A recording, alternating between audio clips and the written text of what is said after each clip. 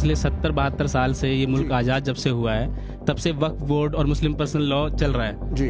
मैं कल दिल्ली से हूँ तो मैंने कल कई जगह देखा कि नमाज पढ़ने में दिक्कत आई। सरकार ने कहा कि भाई अपनी नमाज जो है वो आप मस्जिदों में अदा कीजिए, खुले मैदान में नमाज नहीं पढ़ी जाएगी जी। जब हम मस्जिद गए तो मस्जिद है ही नहीं जी। मतलब इतना चंदा हम हर साल ईद पे, बकरी ईद पे और जुमा के दिन दे के आते हैं, क्या हम एक मस्जिद नहीं बना सकते? नहीं। पूरी दिल्ली में मैंने देखा कई जगह हमने खुद ये चीज झेली है कि नमाज नहीं पढ़ी। गलत इस्तेमाल हो रहा है, बिल्कुल गलत इस्तेमाल हो रहा है, बिल्कुल करप्शन हो रहा है। यहां मौजूद लोगों से भी कुछ सवाल लेना चाहता हूं इससे पहले कि और हाईजैक कर ले Vivek Shrivastava. Places of worship act की तरफ वो जा रहे हैं, आपकी तरफ से कोई सवाल है तो जल्दी बताइए क्या है। मुझे लगता है ये मैच है ना पाकिस्तान में हो रहा है। यही सबसे बड़ा ऑब्जेक्शन है कि अगर मैं देश के मुसलमानों के लिए बात करता हूं या ये करते हैं तो आप कहते हैं साहब ये अरे पाकिस्तानी देश के मुसलमान हैं, जरा सुन लीजिए। हाँ बोलिए। मैं ये कहना चाहता हूँ कि पिछले 70-72 साल से ये मुल्क आज़ाद जब से हुआ है तब से वक्फ बोर्ड और मुस्लिम पर्सनल लॉ चल रहा है जी। मैं कल दिल्ली से हूँ तो मैंने कल कई जगह देखा कि नमाज पढ़ने में दिक्कत आई। सरकार ने कहा कि भाई अपनी नमाज जो है वो आप मस्जिदों में अदा कीजिए, खुले मैदान में नमाज नहीं पढ़ी जाएगी जी।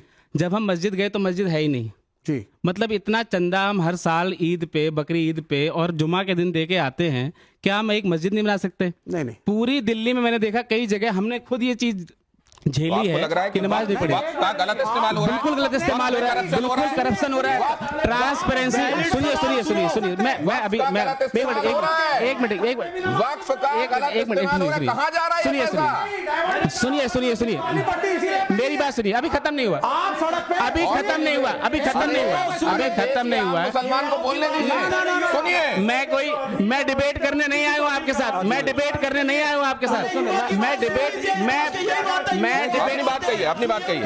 मैं डिबेट करने नहीं आया हूँ आपके साथ। मैं ये कहना चाह रहा हूँ कि क्या ये 70 सालों में पॉसिबल नहीं था कि दिल्ली में जिस जगह मैं रहता हूँ, मैं नरैना गांव में रहता हूँ, वहाँ एक भी मस्जिद नहीं बनी है, वक्फ बोर्ड में पारदर्शिता नहीं है, नहीं, ट्रांसपेरेंसी नहीं है, वहाँ पे भ्रष्टाचार बैठे हुए लोग। सड़क पे नमाज पढ़ेंगे, किसी भी तरीके से पढ़ेंगे। क्यों? नहीं, सड़क पे पढ़ेंगे। एक सेकंड, ये वक्फ की संपत्तियों का कितना बढ़िया इस्तेमाल हो रहा है, ये आपने देख लिया। अब ये भी दलील दी जाती है। एक सेकंड, अब यहाँ पर आप कंपटीशन क्यों करने पे तुले हुए? ये दलील दी जा रही है।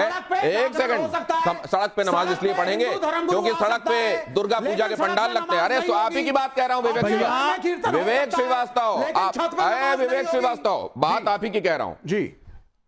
ये जो आप कह रहे हैं जी कि हिंदू पूजा पंडाल लग सकते हैं सड़क के किनारे, राष्ट्रीय मुस्लिम मंच कांवड़िए चल सकते हैं सड़कों पर, बिल्कुल ये सब हो सकता है, लेकिन अगर वहां नमाज पढ़ ली जाए तो दिक्कत होती है। वजह क्या है? नहीं, फर्क क्या है वो भी देखिए। पड़ेगी अगर तुमने नमाज फर्क क्या है जरा एक सेकंड जरा यहाँ पर रखिए। अच्छा चलिए, ये जो चीजें बताई जाती हैं, नहीं एक सेकंड, और मुस्लिम लीग ये कह चुके थे कि हम हिंदुओं के साथ नहीं रह सकते, एक अलग देश बना लिया। ये हिंदुओं की उदारता है कि आज भी सबसे ज्यादा मस्जिदें और मुसलमान हैं।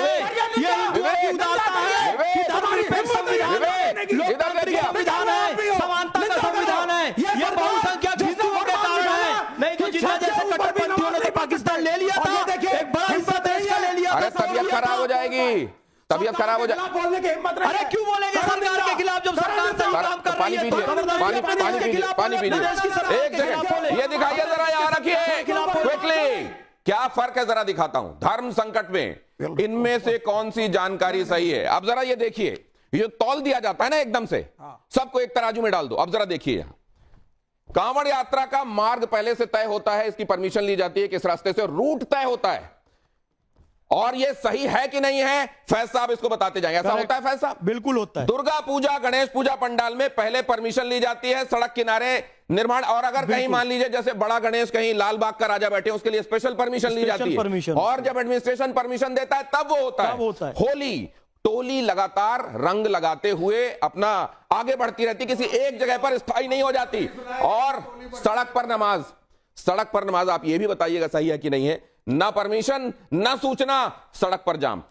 इसकी परमिशन जो आखिरी वाला है ना, इस्लाम भी नहीं देता है और भारत का कानून भी नहीं देता है कि सड़क को आप 5-10 मिनट तक पूरी ब्लॉक करके रखें। ये अपराध की श्रेणी में आता है। तो ये और ऐसा करना इस्लाम के तहत अनैतिक है, गैर इस्लामिक है। किसी को तकलीफ पहुंचाकर इबादत करना इस्लाम इसकी शिक्षा नहीं देता। तो इस्लाम के अनुरूप ये ठीक नहीं है। अरे उधर छाती फट रही है, छाती फट रही है उधर। छाती तो फटेगी ना, सच्चाई सुन के क्यों नहीं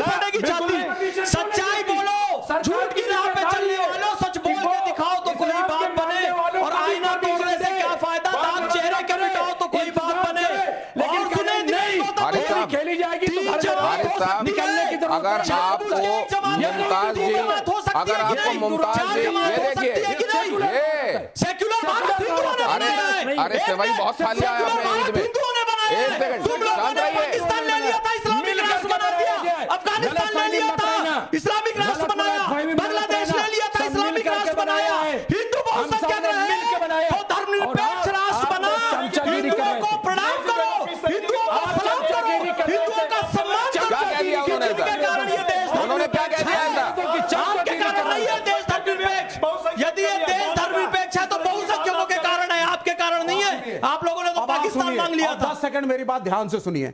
ये है मेरे परम मित्र जिनको प्रोफेसर आप हैं, बोलने नहीं दे रहे हैं। जुनैद हारिस साहब हैं, एक मुसलमान हैं, और मैं हूं विवेक श्रीवास्तव, कम्युनिस्ट हूं, लेकिन एक हिंदू फैमिली से आता हूं। ये चलिए, जरूरी स्वीकार- सुनिए देखो भैया, इसमें सब सुनिए, स्वीकार भैया, है, सुन लो, पॉजिटिव आ रही है, बराबर अच्छी करो। बात है। प्रश्न सुनो पहले, घबराओ मत। अरे नहीं घबरा रहे। इनको अगर कोई भी रामायण की चौपाई नहीं याद हो या मुझे कुरान की कोई भी आयत नहीं याद हो, इससे फर्क पड़ता नहीं है। हम संविधान से जुड़े हैं, हमारी दोस्ती अटल है, सुख दुख के और साथी किसी को हैं, याद हो और यही तो है उसके- गंगा जमुनी तहजीब। और किसी को याद हो और वेद याद हो, कुरान याद हो, तो आपके सीने पे सांप ठीक है, बिके हुए हैं, ये ठीक है, बताइए। आइए, भारतीय आइए, हारिस साहब, आप ही संस्कृति नहीं के रहते, आपके हिसाब से बुलाने आप पे वो बड़े मुश्किल से आए, उनको बोलने तो दे नहीं रहे आप, वो बोलने तो दे नहीं रहे। नहीं नहीं, ये अरे बताइए, एक जब सेकंड, एक हिंदुस्तान सेकंड। की मूल संस्कृति की प्रशंसा होती है, आप में तिलमिलाहट क्यों होती है? आपके सीने पर सांप क्यों लगता है? राम कृष्ण जी, शिव जी से आप नफरत क्यों करते हैं? भारतीय संस्कृति के खिलाफ एजेंडा क्यों चलाते हैं? शांति। चाइना को क्यों पूछते एक हैं? सेकंड। मौत से तुम और मांस की थ्योरी फेल हो चुकी है। राम राजनीति चल रही है। फैज साहब, और मैं चाहूंगा एक सेकंड, श्लोक पढ़ने लगे तो बड़ी अच्छी बात होगी। मुमताज, एक बड़ी सेकंड, नफरत है एक आपको सेकंड श्लोक प्लीज, से, बड़ी नहीं, हमें नफरत तिलमिलाहट हो रही है श्लोक शांति से। नहीं बोल रहा हूं, थोड़ा शांति लेकिन पाठ कर ड्रामे से दीजिए, नफरत है। थोड़ा शांति पाठ हो जाना चाहिए। मुझे लगता है कुछ चलो, ज्यादा हो गया। सब मैं चाहूंगा आप ही साथ करेंगे, दें, थोड़ा शांति पाठ हो जाए। पाठ करेंगे, हाँ। चलिए। धार्मिक थोड़ी हो जाते हैं। चलिए सब करेंगे एक साथ शांति पाठ। ओम देव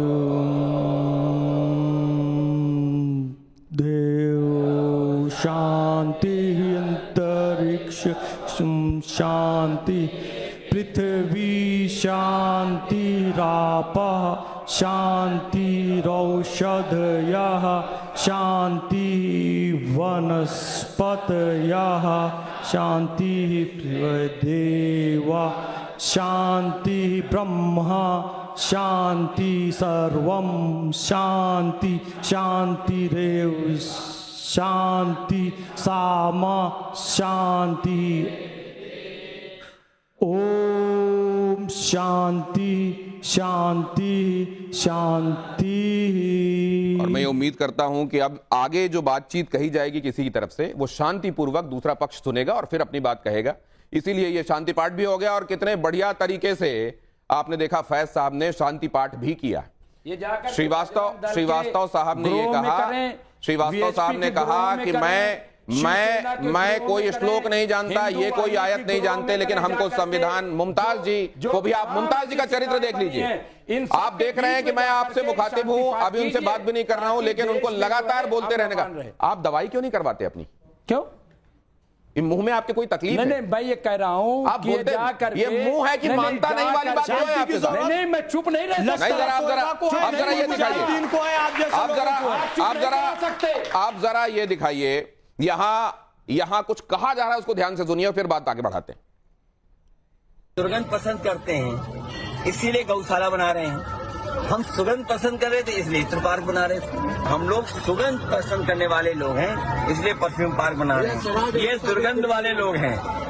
ये दुर्गंध पसंद करते हैं, इसलिए गौशाला बना रहे हैं। अखिलेश यादव को गौशाला से दुर्गंध आती है, और ये जो फैज साहब हैं, ये गौशाला चलाते हैं, गायों के सेवक हैं। बहरहाल, ये क्यों कह रहे हैं ऐसा?